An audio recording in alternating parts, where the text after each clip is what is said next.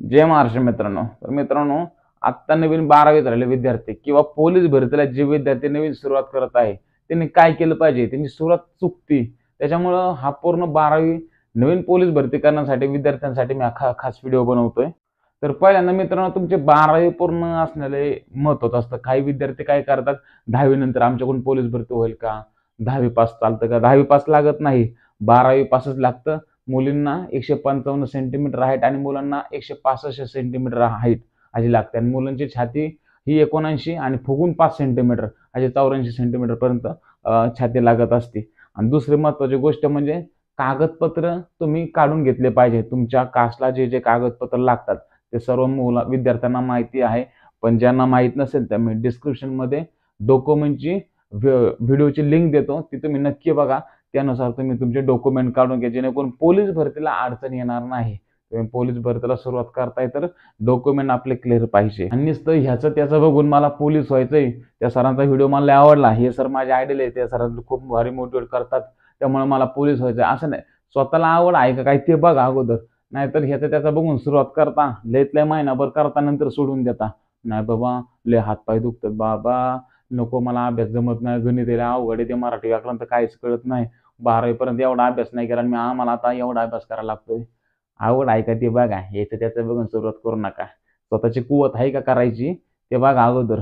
17,000 जागा, 17 lakh form, 17 lakh form आल्यात, 17 लाख वजा 17,000 करा किती येतात, तेवढी फक्त नुसती भरतीला येतात। नुसतं सरकारला त्यांचा फीचे पैसे देतात, पण भरती काय होत नाही, भरती 17,000 होतात। दुसरी महत्वाची गोष्ट म्हणजे तुम्ही भरती करताय तर तुमच्या गावामध्ये, तुमच्या जिल्ह्याच्या ठिकाणी किंवा दुसऱ्या जिल्ह्यामध्ये जर एखादा चांगला क्लास असेल, बाबा पोलीस भरतीचा हा क्लास बेस्ट आहे, तिथं चांगलं शिकवतात, ते सरांना पण भरपूर नॉलेज आहे, तिथून चांगले मुलं भरती झालेले आहे। एखाद्या ठिकाणी कोण ग्राउंड चांगलं घेत असेल त्या ठिकाणी ग्राउंड घ्या, नाहीतर नुसता गदारोळ तिथं, त्या मास्तरलाच काही येत नाही आणि तो शिकवतोय, नुसतं पळवतोय, नुसतं व्हिडिओसाठी हे करतोय, तर तशा ठिकाणी क्लास लावू नका, हुरळून जाऊ नका। ज्या ठिकाणी चांगलं शिक्षण येत असेल त्या ठिकाणी चांगले क्लास लावा, अकॅडमी लावा चांगल्या ठिकाणी, जिथं तुम्हाला आवडेल त्या ठिकाणी। नुसतं लाख 2-2 लाख रुपये भरून तुम्ही कुठं अकॅडमी लावू नका, एवढं फी नाही आहे कुठं। त्याच्यामुळे सांगतो अकॅडमी पण व्यवस्थित लावा, नाहीतर 12वी झाल्या प्रत्येक आई बापाला वाटतं की माझं पोरगं कुठं सावलीतलं काम शिकलं पाहिजे किंवा पोलीस झालं पाहिजे, सरकारी नोकरी भेटली पाहिजे, ही प्रत्येक आई बापाची इच्छा असते। त्यामुळे पहिल्या वर्षाला आई बाप पैसे भरतात, पण दुसऱ्या वर्षाला आई बाप पैसे भरत नाही का, कारण की त्यांना कळते हे काय लायकीचं आहे। त्याच्यामुळे आपली लायकी आई बापाला दाखवून देऊ नका। मी आई बापाला कळलं पाहिजे मी करतोय, माझं पोरगं जन्माला आलंय, मला खूप चांगलं पोरगं जन्माला आलंय, चांगली मुलगी जन्माला आली, की ते कष्ट करतंय, काहीतरी होण्यासाठी घाम गाळतंय, हे कळलं पाहिजे। नाही तर त्यांना स्वतःची लाज नाही वाटली पाहिजे, समजलं का। मी ह्याच्यावरती एक भरती फेल झालेल्या विद्यार्थ्यावरती एक खरी कथा, मी कविता बनवलेली आहे, लवकरच आपल्या यूट्यूब चॅनलवरती येईलच, ती मी तुम्हाला दाखवलं। मी एखाद्या अकॅडमीमध्ये सुरुवात केली किंवा एखाद्या क्लासला सुरुवात केली तर गेल्या गेल्या लगेच तुमचं 100 मिनिटाचा टाइम 7 मिनिटाहून काय 5 मिनिटावर येणार नाहीये, किंवा तुम्हाला गेल्या गेल्या लगेच गणित कळणार नाही की मराठी व्याकरण जीकेचेच पाठ होणार नाहीये। त्यासाठी तुम्हाला सातत्य ठेवणं महत्त्वाचं आहे। तुमच्या गोष्टीमध्ये जर सातत्य जर नसेल तर तुम्ही टिकून राहणार नाही, तुमची बॉडी चालणार नाही की तुमचं डोकं चालणार नाही। त्यामुळं बाबा मला पळवत नाही मी पळणार, मला पळवत नाही मी पळणार, मला पळवत नाही पण मी पळणार।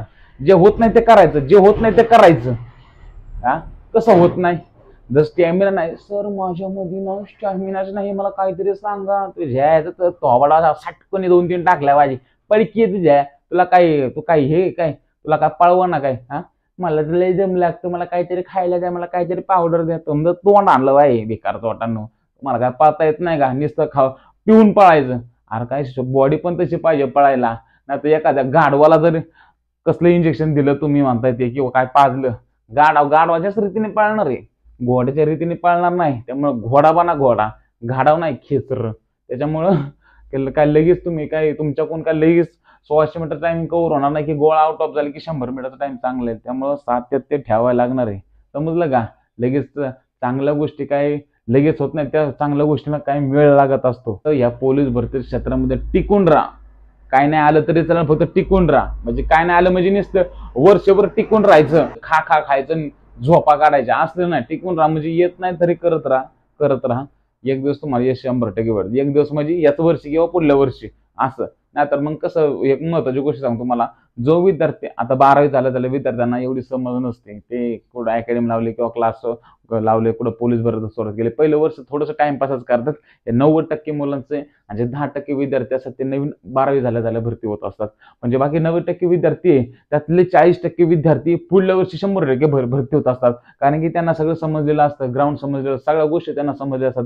बॅच पूर्ण झालेली असेल लेखीची, त्यांना फिजिकल समजलेलं असतं. फिजिकल बाबा 12वी झाल्या त्याचं 35च असेल, पण त्याच्या वर्षी प्रॅक्टिस करून 45 100% होत असतात. पण माणूस टिकून राहायला पाहिजे.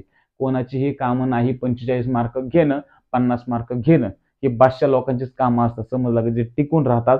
तुमचा मित्र, तुमच्या घरा शेजारचा, तुमच्या गावातला पोलीस झाला असेल, त्याला जाऊन विचारा की दादा तू पोलीस कसा झाला, तू किती दिवस प्रॅक्टिस केली. तो एकतर हे म्हणून मी 12वी झाल्या त्याला जबरदस्त तयारी केली, किंवा हे म्हणून मी मागच्या वर्षी फेल झालो, ह्या वर्षी पोलीस झालो, किंवा हे म्हणून मी मागची 4 वर्षी घासली, पण ह्या वर्षी मी एक जागा काढलीस, मुंबई पोलीसची जागा काढली, की मी माझ्या जिल्ह्यातली जागा काढली.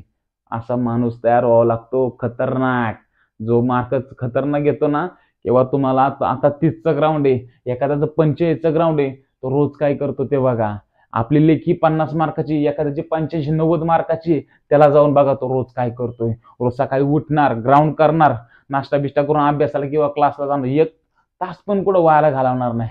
आपलं लावले लायब्ररी, याला खाली दिसल्या पुरी, याला चहा प्यायला, ते चहा प्यात 1-2 तासात चहा प्यायला गप्पा टाकतात. स्वतः मी बघितलेले ह्या सगळ्या गोष्टी. त्याच्यामुळे ह्या गोष्टी हे तो करू नका, तुमचं आयुष्याला घोडा लागणार आहे. पण ह्या गोष्टी तुम्हाला सांगतोय सुरुवातीला. क्लास लावला, अकॅडमी लावली, पण आपल्याला बाबा लेखीला चांगले मार्क पडतात का, ग्राउंडला चांगले मार्क पडतात का, ते बघा. नाही तर नुसताच पळतोय नुसताच अभ्यास करतोय, पण हा पाठ्या काही लेखीची परीक्षा दे ना 100 मार्काची, हा पाठ्या काही डेमोलाची आहे ना, ही मुलगी काही डेमोलाची आहे ना, पण हिला मार्कच पडा ना. ते 800 मीटरला थांबली की ते धड धड धड धड, आणि हा 1600 मीटरला थांबला की धाड धाड धाड धाड धाड धाड असलं होते, छाताला सुरू होतंय. का तुम्हाला भीती, तुम्ही 800 मीटर पळाला नाही, 1600 मीटर पळाला नाहीये, त्याच्यामुळे तुमची अशी हालत होते. त्यामुळे स्वतःचा डेमो घेणं लय महत्वाचं आहे मित्रा. त्यामुळे स्वतःचा डेमो घ्या. किती मार्क पडतात आपल्याला, अजून किती तयारी केली पाहिजे, अजून 6 महिने राहिलेत. 9,000 पदांची जागा, 17,000 पद तर गेली खड्ड्यात, त्यात तर काय माझा चान्स लागलाच नाही. पण ही 9,000 जागा सोडायच्या नाही.